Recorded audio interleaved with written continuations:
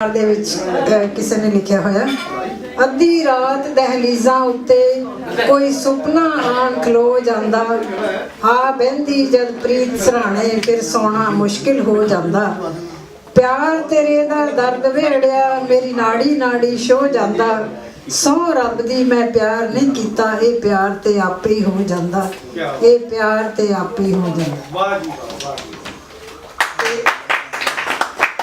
ਜਮਲਾ ਜੱਟ ਦੀ ਜਦ ਲਿਖਿਆ ਹੋਇਆ ਗੀਤ, ਕੱਚ ਦੀਆਂ ਵੰਗਾਂ ਨੀ ਮੈਂ ਕੱਲ ਨੂੰ ਚੜਾਣੀਆਂ।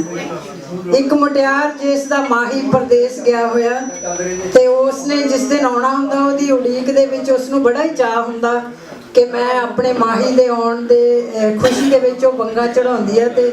ਉਹ ਕੁਛ ਇਸ ਤਰ੍ਹਾਂ ਗੁਣਗੁਣਾਉਂਦੀ ਆ, ਕੱਚ ਦੀਆਂ ਵੰਗਾਂ ਨੀ ਮੈਂ ਕੱਲ ਨੂੰ ਚੜਾਣੀਆਂ, ਕੱਚ ਦੀਆਂ